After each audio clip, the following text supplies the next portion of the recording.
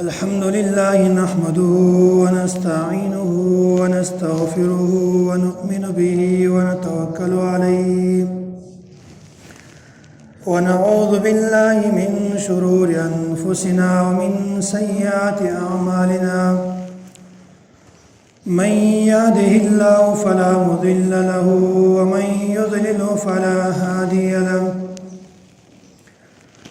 ونشهد أن لا إله إلا الله وحده لا شريك له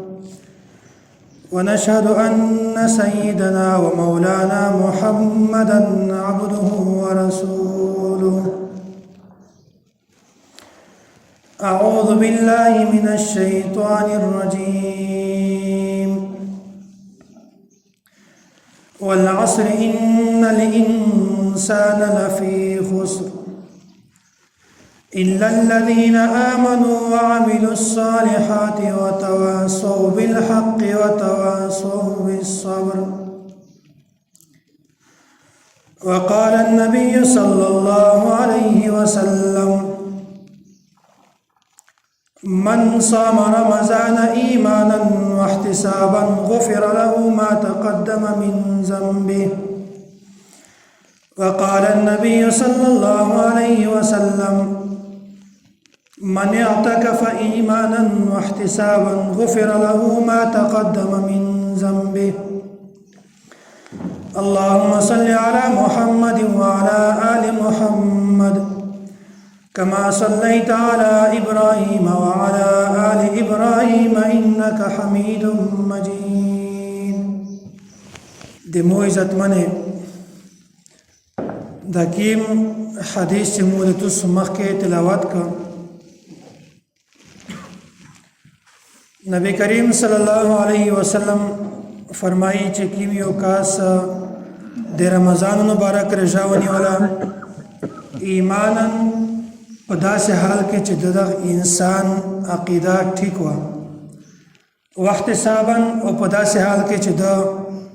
پدا کې بل چاته ځون شکر کول مقصود نه وي پدا کې صرف د الله جل جلاله رضا مقصود وا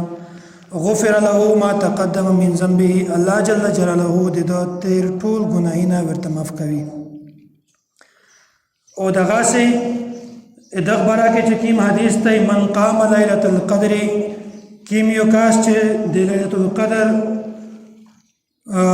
عبادت وکړه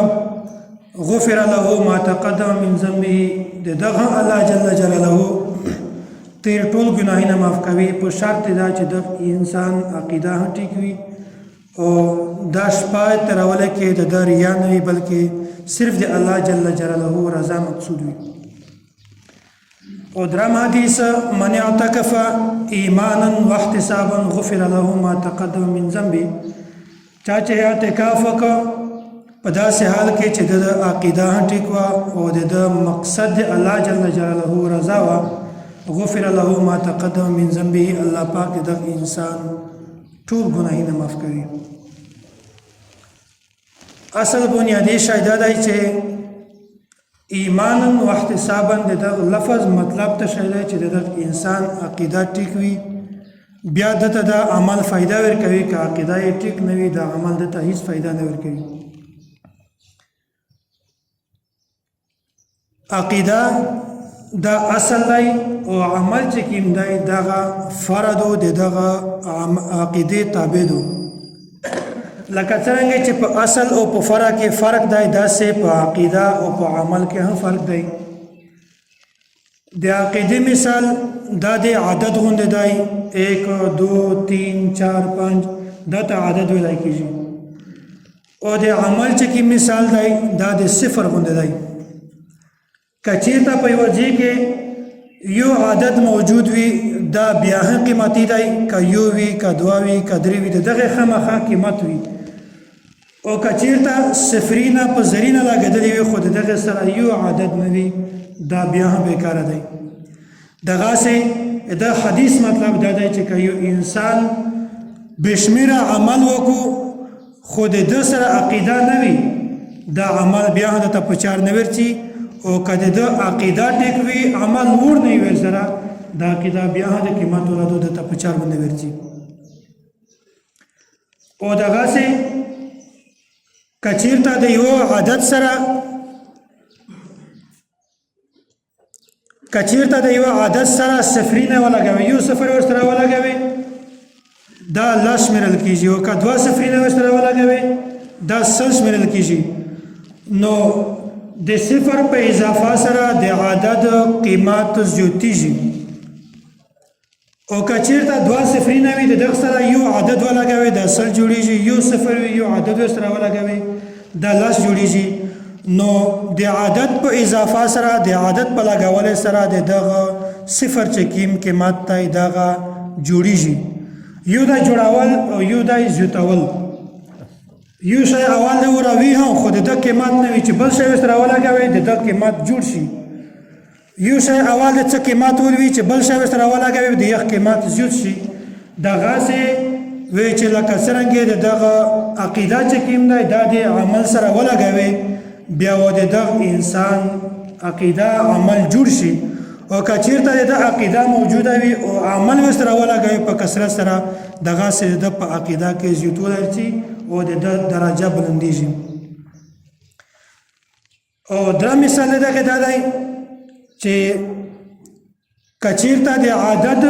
شي طرف ته صفرینه ولګوي اول مې ته چې عدد مثال د عقیده دی او صفر مثال دی عمل دی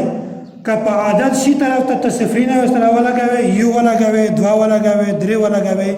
دغه خامخا قیمت وي ځکه چې دا صفر د په خپل محل باندې په خپل ځای باندې لګېدلی دی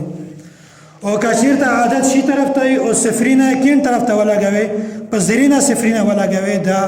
صفرینه بیا د چار نه دي ځکه چې دغه خپل محل خپل ځای باندې نه دي راغلي بلکې په غلط ځای باندې راغلي دي بالکل دغه سه کچا عمل وکړ خو د یو عمل خپل موقع محل نه و ځای نه و بیا دا عمل د انسان ته کله په چار باندې نه ورځي دا مثال دی چې ډېر خلک داسې چې هغه په جنوزانه بعد اجتماعي دعوو کو مستقل په جنوزانه ورسته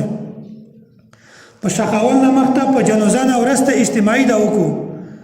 دا دعوو که څوک وکړو عمل یې وکړو ستړي یې وکړله د الله جل جلاله نه دغه مرداد په د مغفرت دعوو وکړله خو دا د دغه دعوو محل نه دی موقع نه دی دغه عمل او دغه دعوو هیڅ فایده نشته او که چېرته په شخاول نه بعد په قبر باندې د پوسه مړي د پوره دعوو وغواړي بیا دا دعوو د دغه محل دی موقع یې دی بیا د دغه فایده شته د دغه قیمت شته دغه د وجه نه ویلي دي چې که چېرته یو عمل یو سړی وکړي هغه موقع محل د دغه عمل نه وي بیا د عمل سړي د فایده نه ورځي او که چېرته هغه موقع هغه ځای د یو عمل وي بیا د انسان ته عمل په چار ورځي دغه وجه نه ویلي دي چې که یو انسان په رضا کې عمل وکړو او عبادت وکړو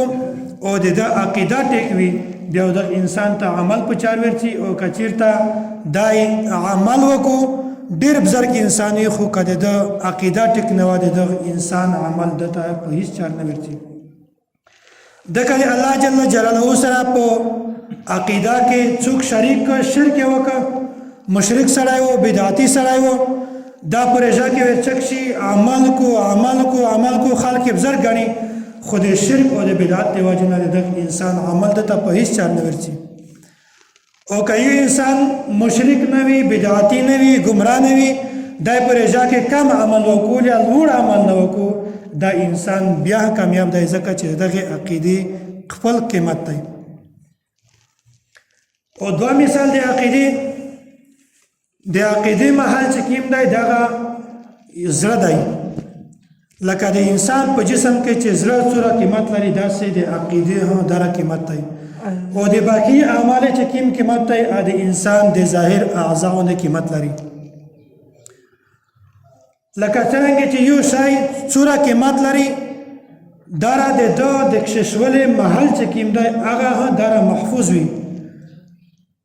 عام طور باندې په دې کارونه کې مې ویني چې کیم یو شی ډېر د قیمت ولوي دره د یغ د پوره د کو نقشه جوړوي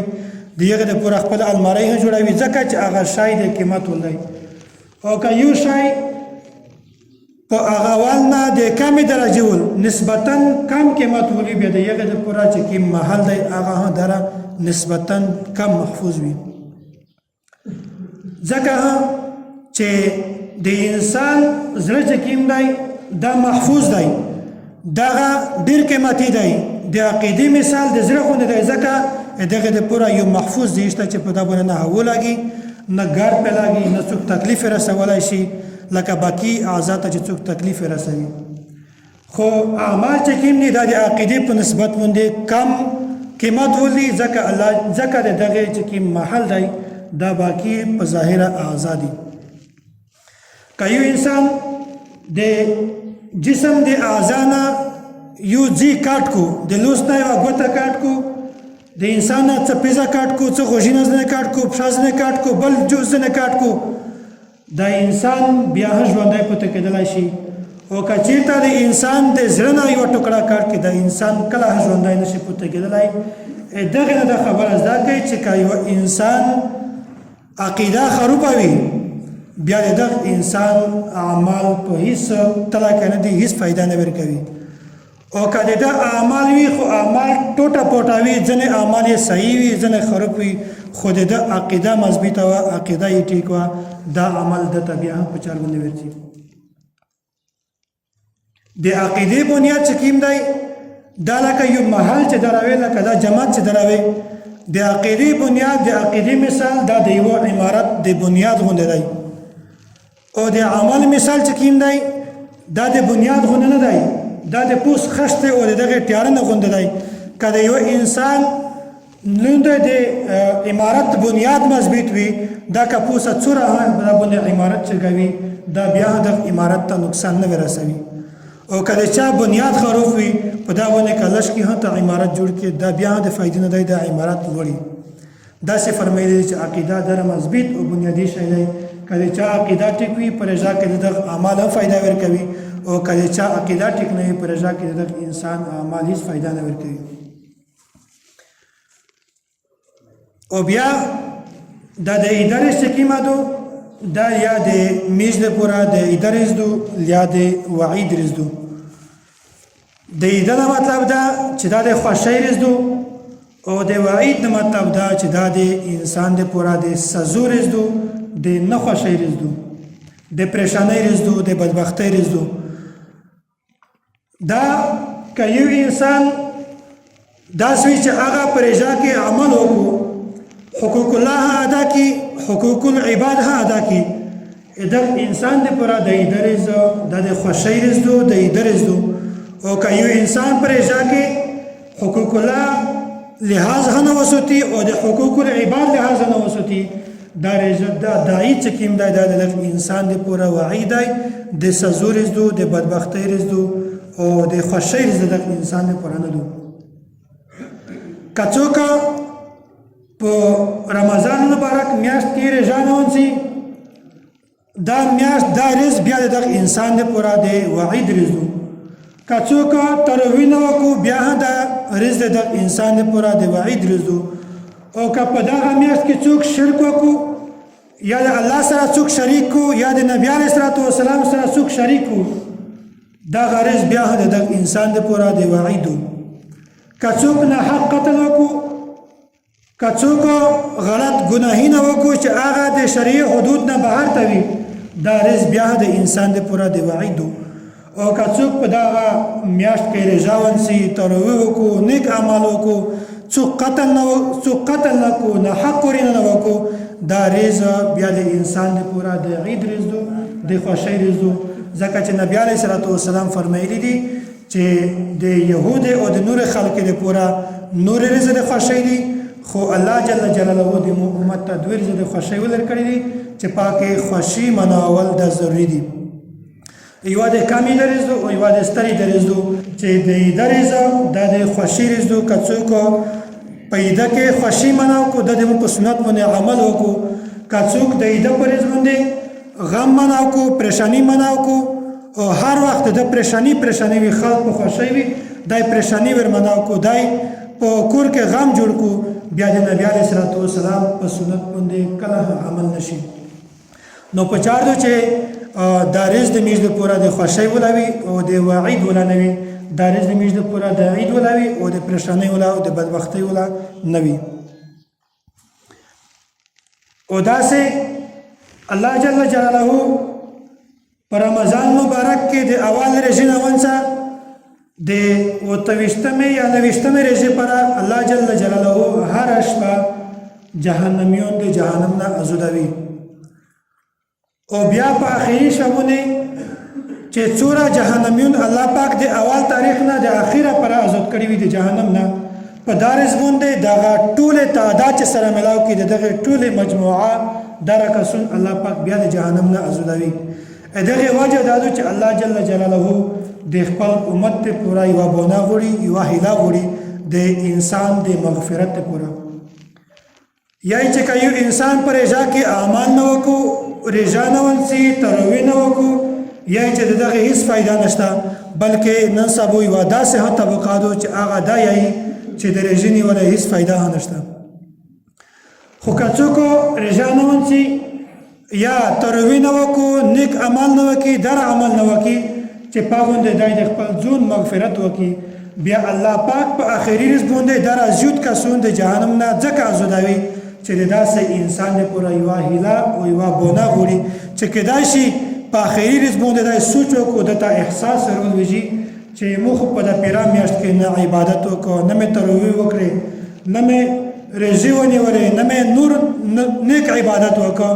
بیا صرف د احساس ته وجنه الله پاک یې چې کدای شي دا انسان توبه وباسي او زه د انسان مغفرت وکړم او بیا که کیمیو کاس د تلور احساس هنه وشي چې مرجی پرې شي دی یا مې تروي پرې شي دی یا مې نیک اعمال نه وکړو چې په دا باندې د مو مغفرت وشي بیا الله پاک یې چې په دا غرض باندې د پرز باندې داتا مشرک سړی هر سړی ته پته نشته چې په کیمیو مشرک ته کیمیو بدعتي دی په ظاهر هر انسان ډېر مناسب سړی لګیږي خدا ته بدعتي هرڅي مشرک هرڅي کاروباري سړی هرڅي عالم هرڅي حافظ هرڅي بیا الله پاک چې کچاته احساس هنوشه بیا صرف دغه اجتماع د پورا د ایدل منځو ته د اطلاق د پورا بیا دای الله جل جلاله د فرشتنه پښتنه کو چې دته د هر شي پته شته خو بیا د فرشتنه پښتنه کو چې دا کیز خلق تشته جمع دی فرشتي ورته وایي چې دا د رمضان مبارک په میاشت کې داسې خلق شته چې هغه عبادت کړي او مزدوري کړي و ځکه چې یو حدیث ته د نبی عليه الصلاه والسلام یا چې کچاره ځونی ولا د انسان ته ز په خپل د یو ریجی اجر ورکوم الصوم لي وانا اجزا به زه د انسان ته خپل اجر ورکوم بیا فرشتي ورته وایي چې دا هغه مزدورون غلي دي چې د پرېجا کې عبادت کړي او رضا یې هني ولې او ترویه کړی وي دغه خپل مزدورا وړي بیا الله پاک ورته چې تاسو حاضر اوسئ په دا باندې تاسو گواه اوسئ مو دغه انسانون ټول بخښل کوم انسانون چې د بخښنې لایق نه دي هغه کوم خلک چې بزرګون دي نه خلک دي یغه په وجه مو دغه انسانونه ټول مغفرت وکړو بیا الله پاک په دارس باندې انسانون ته دغه ګناه وړي چې د ټول انسانونه ګناهینه د په نیکي باندې بدلوي د قیامت پر ورځ باندې الله جل جلاله یو انسان د ټول خلق په مخ کې وګوري او په دغه انسان باندې وريز جوړه کو د انسان په وريز کې دنه پړشي لکه څنګه چې نن سبا وريز جوړ شي او میسترګه د میژنه پټا شي داسې ستوري هدا میژنه پټ شي اسمان هدا میژنه ټول پټ شي داسې الله پاک یو انسان وګوري او دا یو پټ کو مختو د خلق د پورا پردې د پورا وريز ولګوي هغه وريز صرف د الله جل جلاله رحمت وي کله چې دا انسان وګوري دا انسان ته وایي چې اته په مخ کې وو نمای اعمال کولاو شي د عمل نمو کولاو شي الله پاک ورته وایي چې تو دا ګناه کړی وو دا یو کله اقرار نشي نه کړی انسان په یو وخت کې د ګناه نه انکار کړای شي چې بل انسان سره د یو ګناه ثبوت نه وي او چې کله د الله جل جلاله په مخ کې د یو انسان د ګناه لیست پروت وي الله پاک ورته وایي چې تو دا ګناه کړی دی غیبت ته کړی دی نه حق سړی د قتل کړی دی رجا ده هدا د نیولې میز ده هدا نه کړای زکات ده هدا ور کړای حج ده هدا نه کړای دا د دې کړی دا انسان کله د الله جل جلاله نه انکار نشي کولای دا یو اقرار کو ورته او شرمنده وي ورته بیا دا ډېر سخت پریشانه وي. الله پاک ورته وایي چې انی سترتها، یا چې مو په دنیا کې د تو پرده کړې وه، د تو سترپوشي مې کړې وه، د تو په ګناهي نه باندې مو پرده اچولې وه، او نن داسې ځو چې انا غفرت لها لك اليوم، زه نن د تو ګناهي نه معاف کوم. یا چې الله جل جلاله د دغه انسانو ټول ګناهي نه معاف کو چې کوم ورته لیکلي وي. بیا چې کله دا انسان د خلک مخامخ شي، خلک وویني، دا خلک ورته په تعجب کوي چې دا کوم انسان دی چې دا راستر شه، بوډا شه، زوړ شه، ځوان دی، خو د دغه یوه ګناه نشته. دا ټول د ګناه نه صفا دی، بلکې الله پاک صرف په دغه رز باندې بنا غوړي دي هر انسان د پوره چې دغه نیک عمل وکړو او زه د دغه بخښنه وکړم. د قیامت پر ورځ باندې فرشتي یو انسان ډېر سخت وایي دغه د سیرې وخیږي. کله چې نبی علیه الصلاة والسلام د دغه انسان د سیرې وروي، د دغه فریاد وروي، بیا سرور کائنات صلی الله علیه وسلم د فرشته نه پوښتنه وکړي چې دغه انسان څه جرم دی، په کوم جرم باندې دغه سزا ورکوي. بیا فرشتي ورته وایي چې دا یو مقبول شی دی، داسې کس دی، داسې شی دی چې هغه د دغه انسان شفاعت نه کو، د دغه شی شفاعت ډېر سخت مقبول دی، هیڅ کله هم د دغه خبره نه واپس کوي. په حدیث کې راځي چې قرآن کریم او رجا دا د انسان شفاعت کو، خو په دغه زور رجا ورته رنډوي. رمضان مبارک میاشت ورته رنډوي، ورته یایي چې دغه انسان کله هغه شفاعت نه کو، فرشته و د انسان وایي وایي وایي چې نبی علیه الصلاة والسلام ته پته ولګي چې رمضان مبارک د دغه انسان شفاعت نه کو، بیا وایي چې دا داسې مطلوب رجادو، دا داسې مقبول شی دی چې یوره دای د دغه انسان شفاعت نه کو، زه د دغه انسان شفاعت نه کو. څومره د بدبختي ولا وخت وي چې کله په یو ځای کې نبی علیه الصلاة والسلام میشتو ته وایي چې زه د تو شفاعت نه کوم. که یو انسان په یوه مسله کې ډېر سخت مجبور شي، د یغه مسله د مو نه بغیر نه حل کیږي، او دای مو ته روشي، دای مو ته سهول کو، منت کو، زوری کو، او بیا هم زه ورته وایم چې تو مسله زه نشه حل کولی، لهذا ته واپس شه. داسې هم چې کله میږ د نبی علیه الصلاة والسلام د شفاعت نه بغیر بله لار نه وي، په میږ باندې ټولې لارې بند شي، صرف د نبی علیه الصلاة والسلام شفاعت پوته وي چې الله پاک وایي چې د توس بله لار نشته،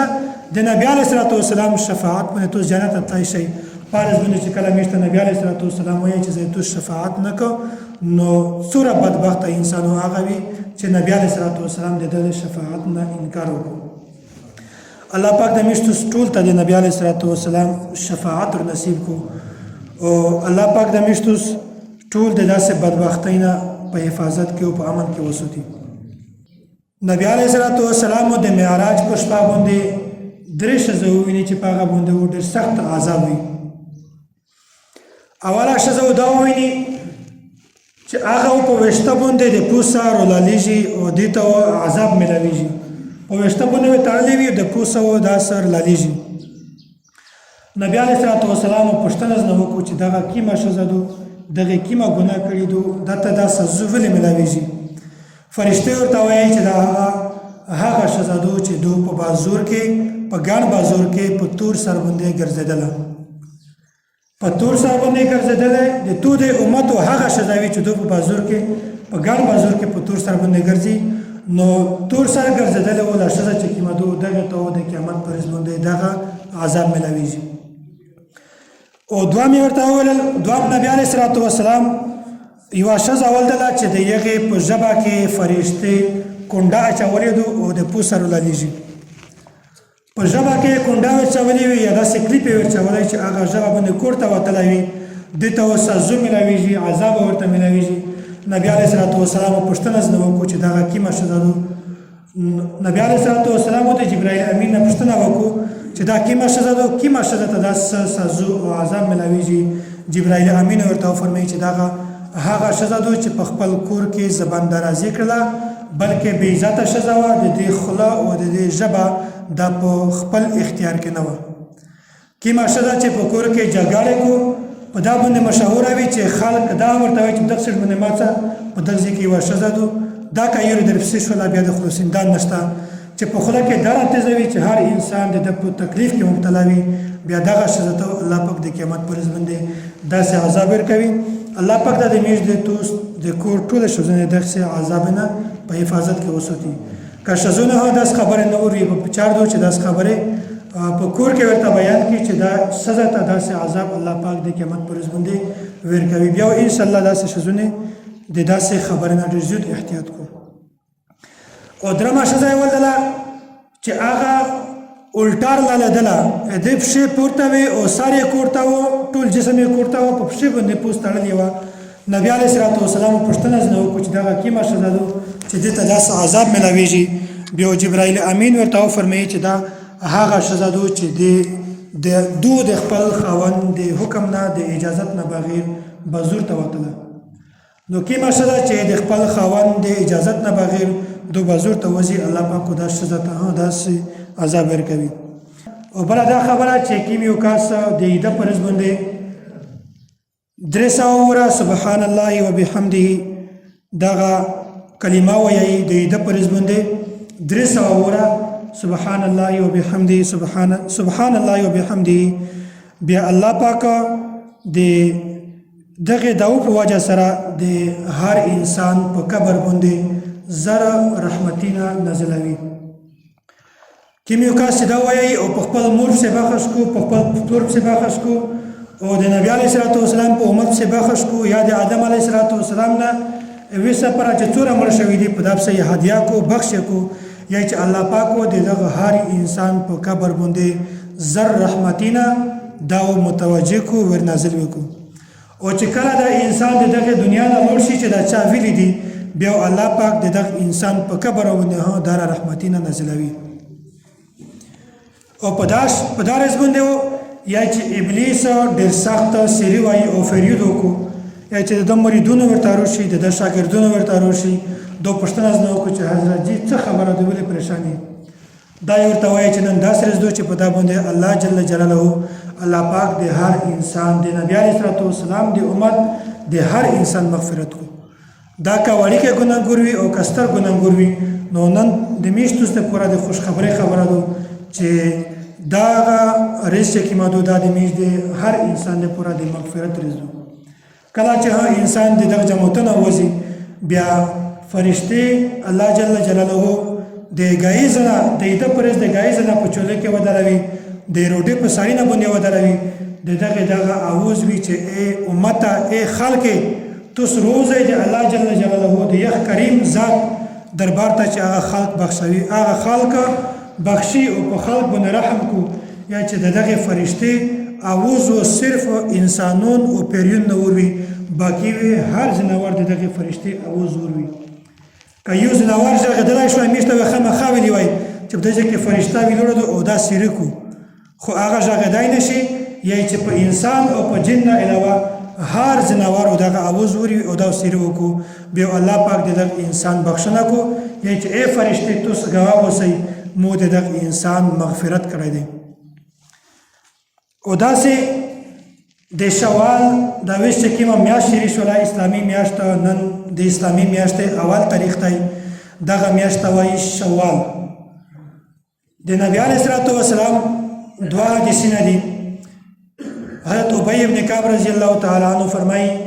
یا چې نبی علیه صلات وسلام فرمایي چې من صام رمضان ثم اتبعه ستا من شوال کان کصیام الدهر چا چې د رمضان مبارک دیرش رژې ونیولې او په آنه بعد یې د شوال په میاشت کې صرف شپږ رژې ونیولې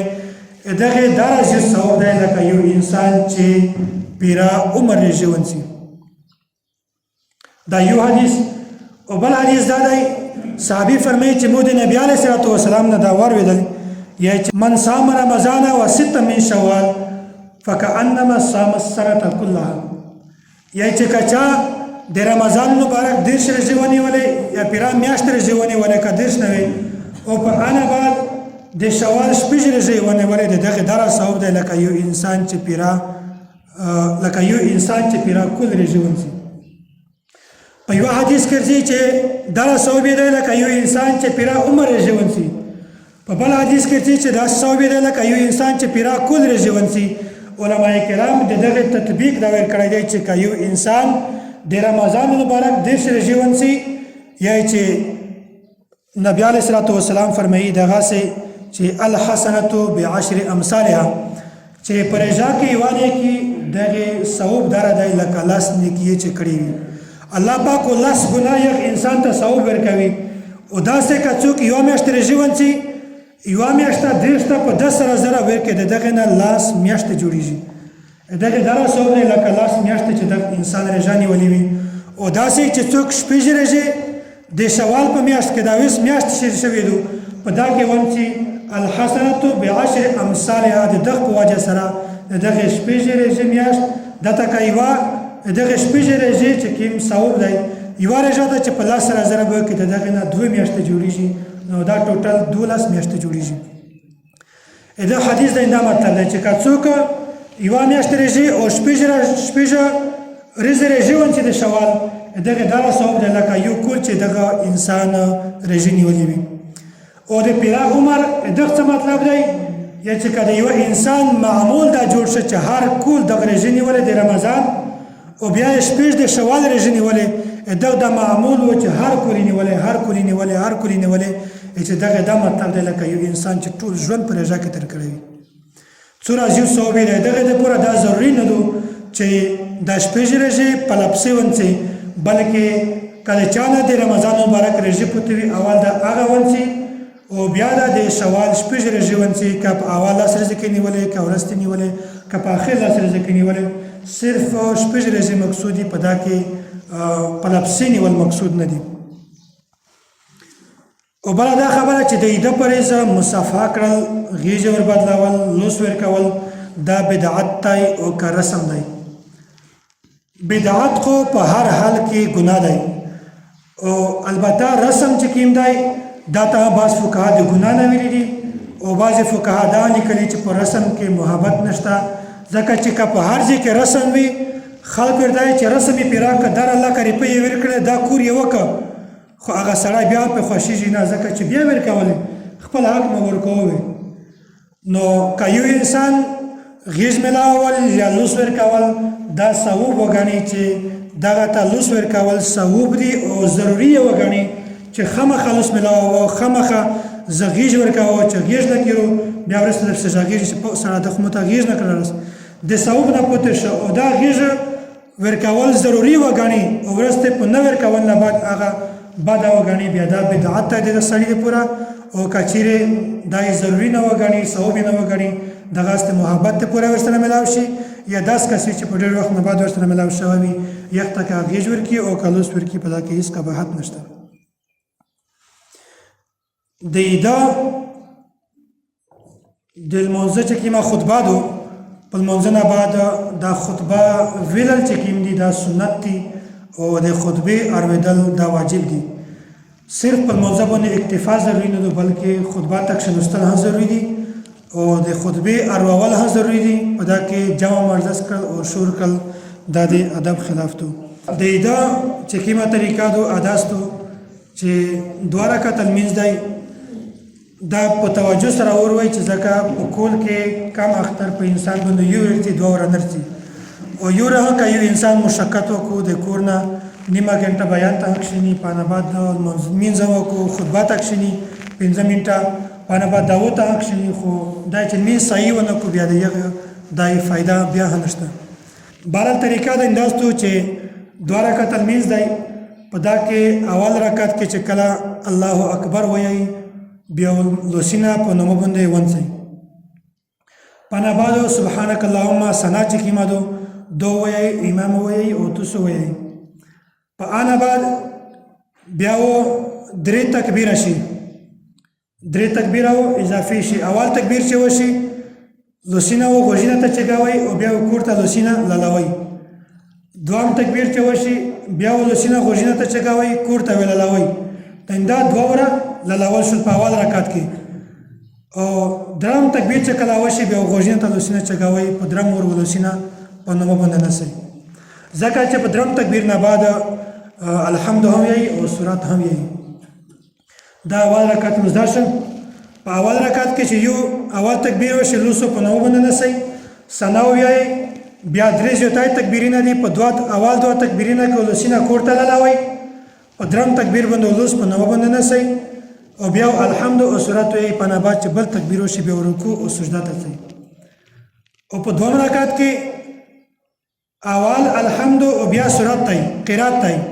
په انا بعد اضافي تکبیرونه دي په اول رکعت کې اول تکبیرونه دي په دویم رکعت کې ورسته تکبیرونه دي په دویم رکعت کې درې زیاتای تکبیرونه دي چې کله اول تکبیر وشي غوږینه ته لوس چګاوئ بیا کورته لاړوئ په دویم ور وهلو سینه کورته لاړوئ او په دریم ور وهلو سینه کورته لاړوئ په اول رکعت کې دوه ورهلو سینه لاړول دي په دریم ور په نومو د لوندې نیول دي په دویم رکعت کې درې ورهلو سینه کورته لاړول دي او څلورم تکبیر چې وشي بیا په یو وخت کې رکوع ته ځي په دا لمونځ طریقه مو زده شوله الله پاک د میاشتو ټول عبادت قبول کو او الله پاک د میاشتو